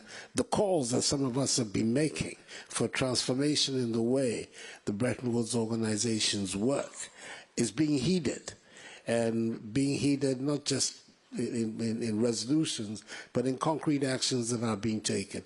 And that's somebody else also that needs to be very strongly commended, is the Kristalina Georgieva, for the work that she's doing in this area. And at the end of the day, what is the critical part of this work for us? And I speak for us, for those of us on the African continent. That at the moment when we are looking to make this transformative development that we need to do to tackle issues of mass poverty and underdevelopment, we're told that some of our most important resources can no longer be deployed for our development. Our oil, our gas resources, which are there in abundance can no longer be deployed because of its impact on climate change. So that for us is a critical issue we have to look at. If indeed we are being told that these resources that have helped develop other parts of the world are no longer going to be available for our development, how then do we make the transition to the new source of power and development? And it's clear we don't have the resources to do that. There's just, whatever the reason for it, the resources are not just there. So we have to address the issue of financing and the resources for the climate transition in our part of the world. And if it is going to be a just and equitable transition, some position has to be found for the manner in which we can then utilize the resources that we do have. For us to be told that they have to be abandoned in its entirety is basically to telling us to continue to face a future of hopelessness. And that is not one that we can, in any equanimity, contemplate. We have to look at a situation whereby the transition that we're looking at takes into account the resources that we have. So we're having to have a look at this big question, and the major issue being the financing, the access to investment into financing. And I think it's something that we now, all of us, also ought to look at more strongly. And that is the role that the institutions like the bank, the fund, the World Bank and the fund can play in helping to mobilize private capital to support the development of the world. We're all aware that there is so much more money in private hands than there are in the public institutions. And how can this larger amount of capital be made to work for and I have to agree with Prime Minister Motley that the matter cannot just be about climate change, because there are other matters that are of equal significance. In the last 3 months, Ghana has faced extraordinary rainfall patterns that we have never experienced in our history before. It has led to flooding in the spillage of our dam and to flooding of critical food-growing areas of our country. The soil is being destroyed in many parts of the country that is going to make replanting of food and the reuse of those lands a difficulty for us. If we don't take some very, very dramatic actions now, food supply in the years down the road, in 2, 3, 4 years' time, is going to be a major issue for the country. So that, for instance, is a matter of tremendous concern for us. How do we mobilize the capital to be able to deal with the food crisis that is on the horizon in Ghana? So the multiplicity of the issues confronting us also require a multiplicity of responses. But at the heart of all of those responses is a very simple, ancient issue: money. Yes, it doesn't change from century to century, from generation to generation, access to capital and to money. And I think that a lot of our energies, what we're looking at is how we can frame a new arrangement where the institutions, the multilateral institutions, like the bank, like the fund, can play in the process of mobilizing the greater resources that the world needs for its development. It's an easy thing to say, but a difficult thing to do. But it is important also that alongside the changes that have to be made is a change in mindset. Is it necessary for prosperity in Europe and in the West, in parts of Asia, to be predicated on poverty in the rest of the world, in Africa and other parts? Are the two necessary to live side by side? Is it possible that we can contemplate a world whereby all of us can live together on this planet in relative comfort, and that some people will not live in super comfort and other people in super poverty? That challenge to the thinking and the mindset of people It's something that in our generation we have to address. Is it possible for us to create a world where all of us live together on this planet in relative ease? Well, the resources of the world are there. Never has there been a time when there has been greater abundance of technology, of wealth, of the development that we are seeing in many parts of the world. They have to be restricted to those parts of the world, or they can be made a universal and a global phenomenon? These are some of the matters that we're going to have to look at, and we have to make, because if we're going to solve these multifaceted problems and put ourselves in a position to hand over to the next generation and succeeding generations a more constructive and better world, we have to deal with these questions. So, Mr. President, you have been very much in the forefront of the thinking on many matters. I will leave you with this conundrum also to deal with. Thank you. Thank you very much indeed for your attention. Merci, Président.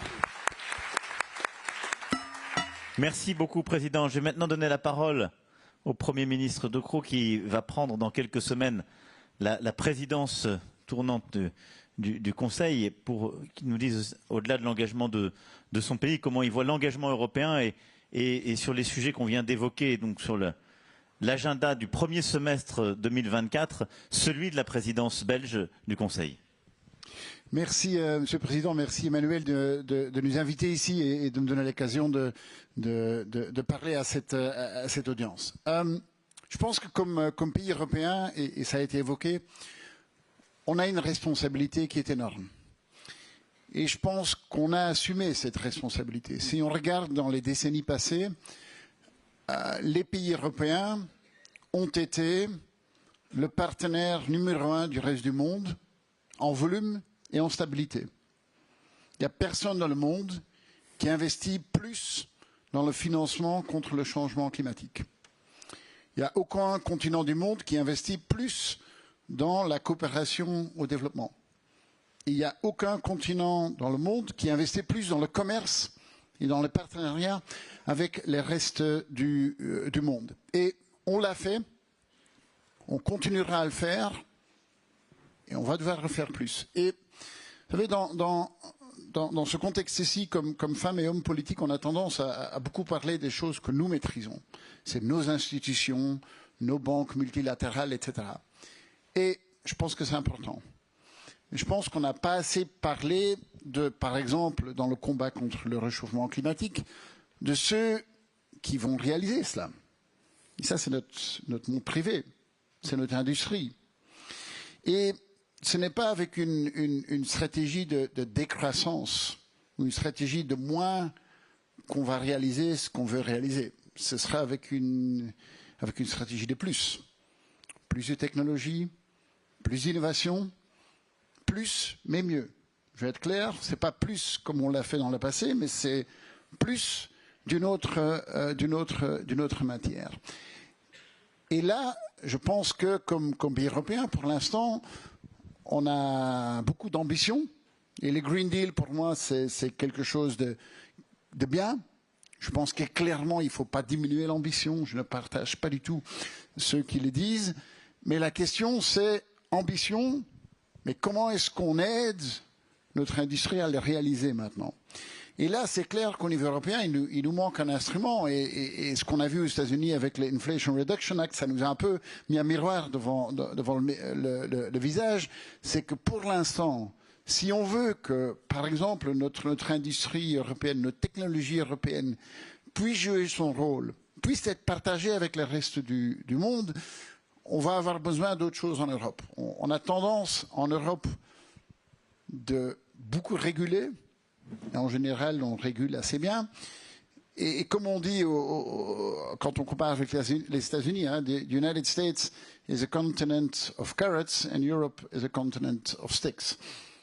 Aux États-Unis, on travaille sur les incentives. En Europe, on a joué plus sur la régulation. On a en Europe besoin d'un peu plus d'incentives aussi pour aider notre industrie à jouer ce rôle. Et ça, ce sera la priorité de la présidence belge. C'est comment est-ce qu'on combine et ambition climat et développement industriel et développement économique. Et moi, je suis un optimiste de l'innovation et de la technologie. Et je sais que dans ce contexte, parfois, on se fait challenger là-dessus. Vous savez, normalement, l'année prochaine, ou peut-être ce sera en 25 ou en 26, on sera à ce qu'on appelle peak carbon. Et peak carbon, ça veut dire qu'à partir de 25 ou de 26, on va au niveau mondial commencer à avoir moins d'émissions de carbone que l'année d'avant. Qui avait pensé il y a 5 ans qu'on serait là aujourd'hui? Et donc, ce stimulant pour la technologie, ce stimulant pour une croissance économique et industrielle plus, mais meilleure, je pense que c'est ça la solution. Et là, comme Européens, on a un rôle primordial à jouer sur le continent et à partager avec le reste du monde. Et c'est ça qui nous différencie du reste du monde. C'est oui, l'Europe est un continent prospère, mais c'est un continent prospère qui comprend que la prospérité du reste du monde, c'est aussi notre priorité. On va le réaliser en partenariat avec le reste du monde. Voilà. Merci.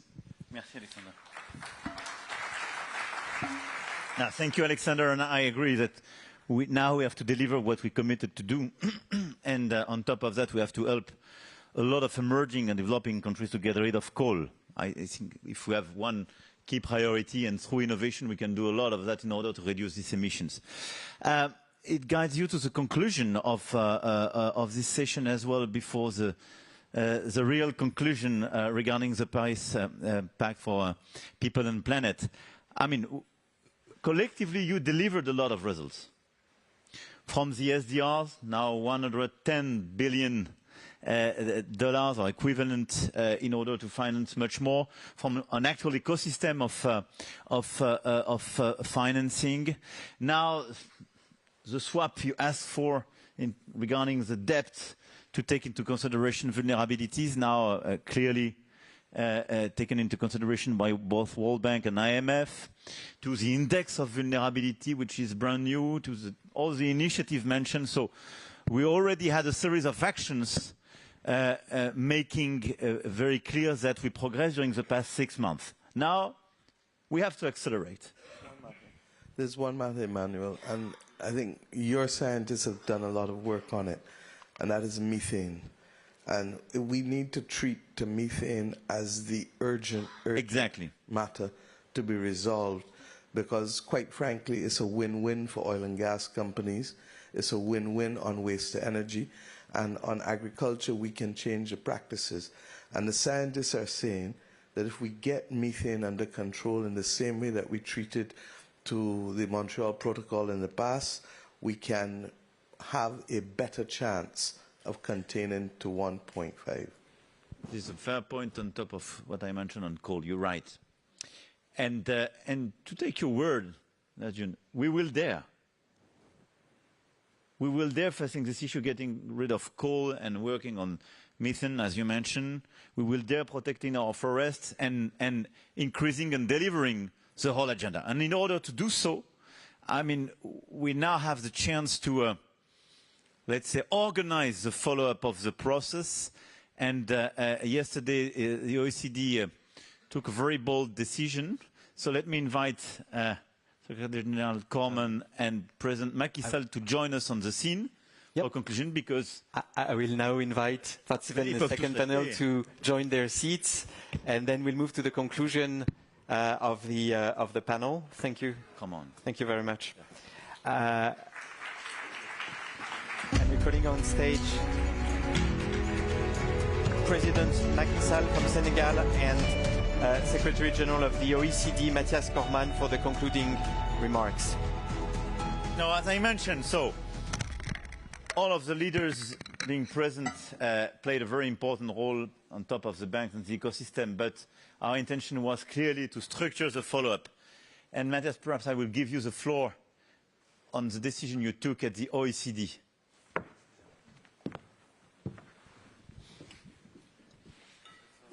Monsieur le Président Emmanuel Macron, Monsieur le Président Macky Sall, chers collègues, Mesdames et Messieurs, en juin dernier, le sommet pour un nouveau pacte financier a posé les bases d'une réforme en profondeur du système financier international, parce qu'aucun pays, comme le président l'a dit, ne devrait avoir à choisir entre réduire la pauvreté et lutter contre le changement climatique et préserver la biodiversité, parce que nous avons besoin d'institutions financières adaptées à nos objectifs pour nous aider à relever les défis mondiaux en constante évolution, et parce que nous devons obtenir les financements nécessaires pour atteindre nos objectifs de développement durable et nos biens publics mondiaux, tout en accélérant une transition verte ordonnée et en atteignant nos objectifs climatiques, et sur la base d'un développement et d'une croissance économique fort, résilient et inclusif. Since our meeting in June, the OECD has been actively engaged in supporting the implementation of the summit's roadmap. First, on strengthening domestic resource mobilization, a key source of financing for development. We have continued our work together with developing countries through the inclusive framework on base erosion and profit shifting, with more than 140 member countries, and through the Global Forum on Transparency and Exchange of Information for Tax Purposes, with 168 member countries, to ensure developing countries participate on an equal footing in setting global tax standards which support improved domestic resource mobilization. The landmark two-pillar international tax agreement will bolster public finances with the new 15% global minimum corporate tax alone, estimated to rise up to $200 billion US in additional revenues each year. Importantly, the global minimum tax will ease the pressure on developing countries to introduce wasteful tax incentives, allowing developing countries to strike a better balance between mobilizing domestic resources and attracting critically important investment. Last month, we opened the multilateral instrument to implement the subject to tax rule for signature. That rule will be a key tool for developing countries to protect their tax bases and ensure multinational enterprises pay a minimum level of tax in their jurisdictions. And we will continue to support developing countries to increase their tax revenues through capacity building support to ensure they can truly optimise the revenue benefits from that important reform, and we will continue to expand our highly successful Tax Inspectors Without Borders initiative, working in partnership with the UNDP. Second, on improving the way we track development assistance to help boost financing to achieve the Sustainable Development Goals. Our Development Assistance Committee has agreed last week on new rules in relation to the treatment of private sector instruments in official development assistance, such as guarantees, equities and loans to the private sector. By providing clear common rules in relation to private sector instruments in development assistance statistics, we are improving the incentives for Development Assistance Committee members to mobilise more and additional private resources through innovative mechanisms. It will also help foster a greater coordination among development agencies while setting a new international standard of transparency and accountability for development finance. And to complement these efforts, we will also launch the International Forum for Total Official Support for Sustainable Development at the OECD. Total official support for sustainable development has reached about $400 billion US per year, with just over $200 billion in official development assistance. It provides a more complete picture of donor and recipient efforts on sustainable development finance beyond ODI and of the opportunities to do more with private sector flows through official channels, global public goods financing and triangular and south-south cooperation. Third, on helping policymakers scale up sustainable finance and investments, we will provide further tailored policy analysis for developing countries to mobilise private sector investment in infrastructure, leveraging experiences from our bilateral support to countries under our Sustainable Infrastructure Programme in Asia. This includes working with the African Union Commission to establish the African Virtual Investment Platform in April next year, which will support African countries in mobilizing investment for priority, sustainable investment projects and on optimizing the impact of these investments. In closing, Mr. President, I am very pleased to announce that the OECD will further ramp up our active support for the effective implementation of the new Global Financing Pact Summit agenda by hosting the Secretariat of the Paris Pact for People and the Planet. By coordinating and monitoring support and by continuously reviewing, analysing and reporting on progress, we will help ensure that the commitments made at the summit are translated into effective actions and outcomes. The Pact's Secretariat will help incubate ideas and coordinate with other international organisations, processes and fora. Starting at COP28 in a few weeks' time, but also through the G7, the G20 and in view of the UN Summit of the Future next year, or the International Conference on Financing for Development in 2025. Monsieur le Président Macky Sall, à l'OCDE, nous nous réjouissons de travailler étroitement avec vous sur ce projet très ambitieux et très important. Comme vous pouvez le constater, l'OCDE est pleinement engagée et participera activement à cet important programme de travail tout au long du processus. Nous sommes impatients de travailler avec vous tous, pour contribuer à obtenir les résultats dont notre planète a besoin. Merci beaucoup et merci beaucoup, monsieur.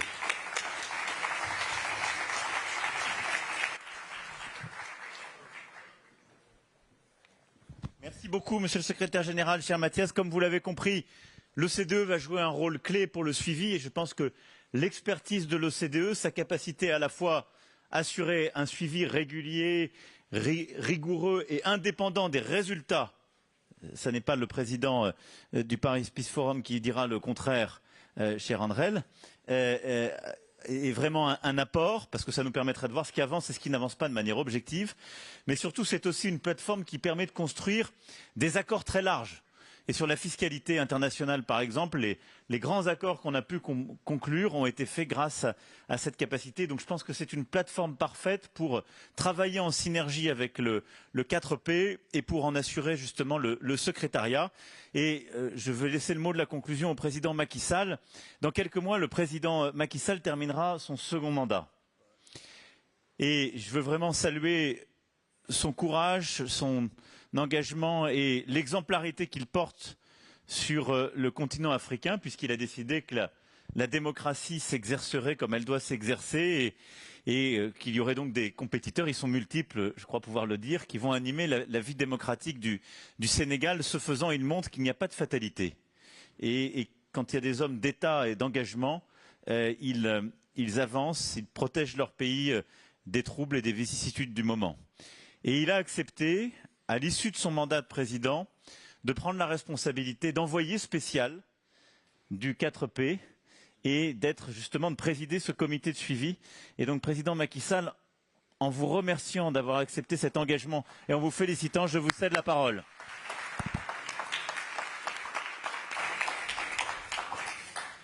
Merci beaucoup, cher Emmanuel. Chers collègues, Mesdames et Messieurs à vos rangs respectifs, je voudrais d'abord saluer le leadership incontestable du président Emmanuel Macron et son volontarisme sur des sujets majeurs qui marquent aujourd'hui les préoccupations de la planète. Ces sujets ont pour nom la paix, le climat, le développement, l'inclusion financière. Et vous jouez un rôle essentiel. Je voudrais vraiment marquer ce point, parce que souvent aussi on passe très vite sur les réussites, parce qu'on ne veut pas le dire. Je tiens à le dire ici très solennellement. Je voudrais également saluer les interventions pertinentes que nous avons écoutées ce matin. Les panélistes, pour les échanges intéressants, les acquis depuis le sommet de Paris pour un nouveau pacte financier mondial et les perspectives en direction de la COP28. Saluer également notre jeune Libanaise pour son engagement, son optimisme, et saluer tous les leaders qui ont pris la parole avec pertinence et qui disent tous la même chose. Il nous faut changer de paradigme, il nous faut aller de l'avant. S'agissant du suivi des conclusions du sommet, je crois que si nous voulons sortir des chantiers battus, il nous faudra être à la fois volontariste, comme vous l'êtes, volontariste et réformateur pour changer de paradigme. C'est par volontarisme que le G20 a pu admettre l'Union africaine en son sein. Et je dois également féliciter les deux leaders, les premiers qui ont soutenu cette position lorsque je l'ai posée en Allemagne, lors de la réunion du G7, c'était toi, Emmanuel, et Charles Michel. Ensuite, tous les leaders du G20 ont soutenu cette initiative qui a pu être actée au bout de 13 mois. 13 mois entre la demande et l'adhésion. Donc, c'est dire qu'il est possible de faire des changements. Le Fonds monétaire international vient de le prouver également lors des dernières assemblées générales à Marrakech, où on a décidé de l'augmentation des ressources du fonds de façon substantielle et aussi d'octroyer un 3e siège à l'Afrique. Je pense très bientôt, lors de la réunion des gouverneurs en décembre, on pourra augmenter les quotes-parts. Bravo, Kristalina et toute l'équipe du Fonds monétaire. Ça veut dire que quelque chose est en train de bouger. Depuis 1946, on n'a pas senti le rythme qu'on a senti ces 3 dernières années, depuis la Covid. Il y a eu des progrès. Ils ne sont pas suffisants, c'est certain, mais il y a eu des progrès. Il faut les mesurer, les amplifier et faire en sorte que nous puissions atteindre nos objectifs. Alors, voilà 2 bonnes raisons, c'est-à-dire le G20 l'a prouvé, le Fonds monétaire l'a prouvé, la Banque mondiale est sur la voie, et je salue également l'action du président Ajaï ainsi que de la Banque et de toutes les banques multilatérales. Il est possible de réformer l'architecture financière mondiale. Tout est question de mentalité et d'engagement politique, surtout des pays du Nord. C'est elles, comme ils l'ont fait dans le cadre de l'allocation ou de la réallocation des DTS, on a bien vu que lorsque la décision a été prise, la mesure a suivi. Donc il est possible de faire ces progrès. Et au fond, ce qu'on demande, ce n'est pas une révolution. Nous ne demandons pas la révolution, mais nous demandons une évolution.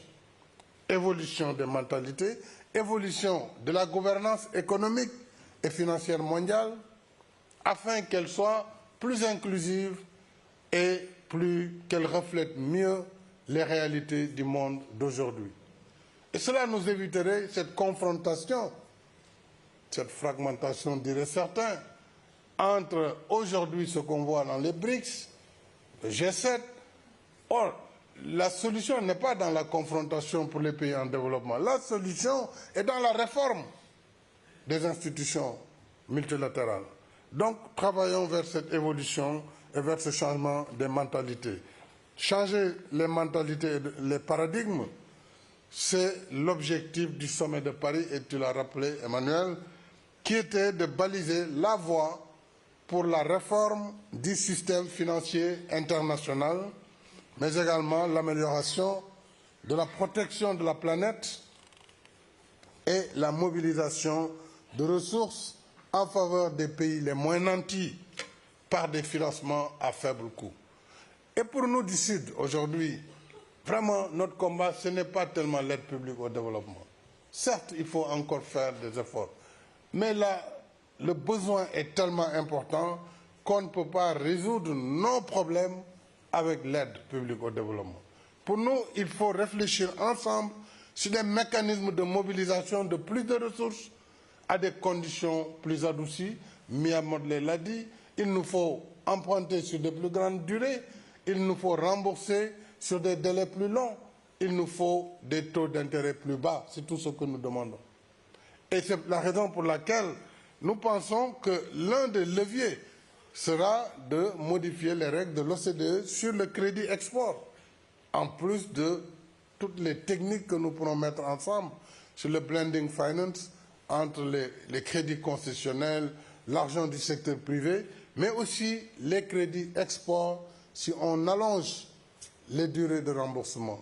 Et si on revoit les critères sur les primes d'assurance, parce que toute la question de la cherté du crédit, c'est l'assurance, risque.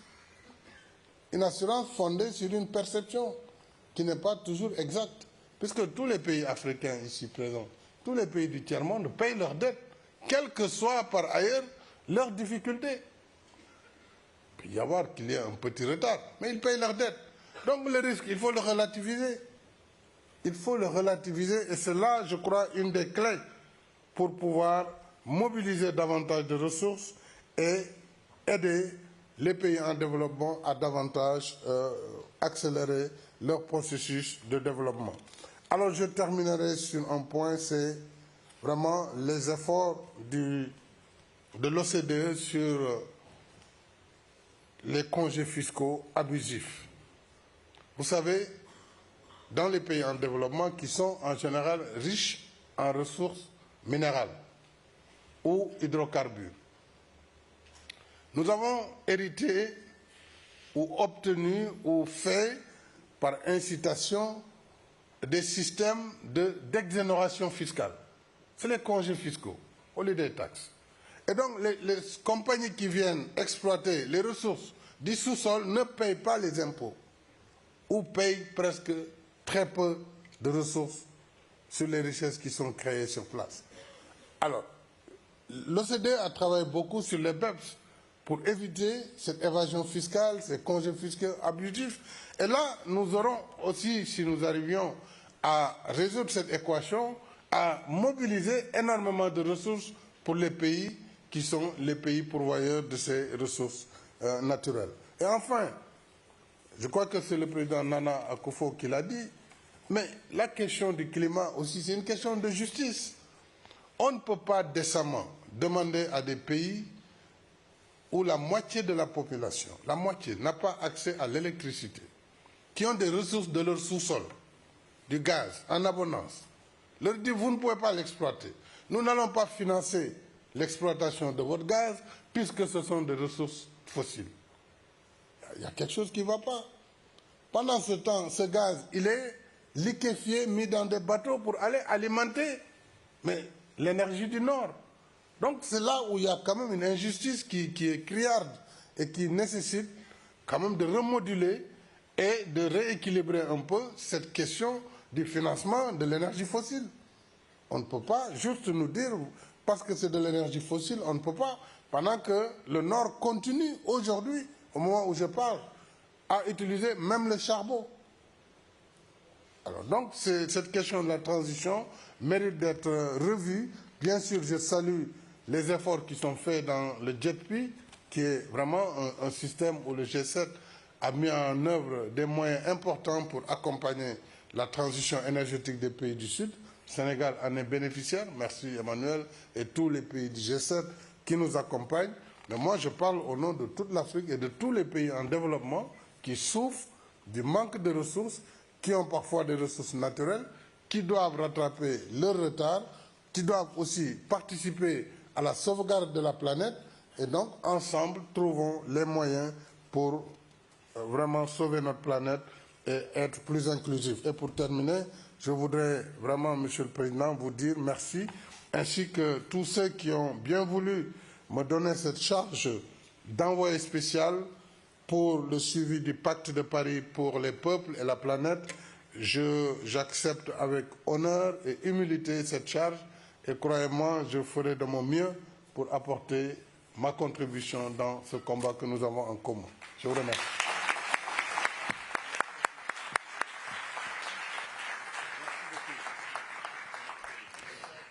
Merci. J'appelle maintenant pour une photo de famille la première ministre de la Barbade, Mia Mottley, la directrice générale du Fonds monétaire international, Kristalina Georgieva, le président du Conseil européen, Charles Michel, de même que le président de l'AIIB, Tin Lechu, et M. Nkassing. Voilà. And I will ask you to remain seated at this point. Is Prime Minister De Croo still here?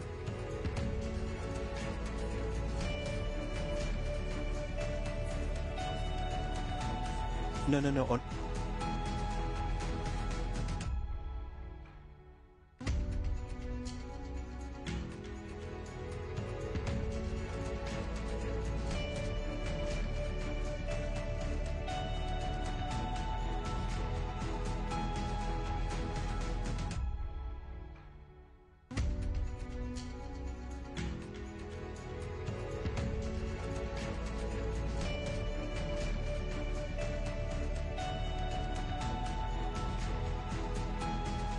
Joindre.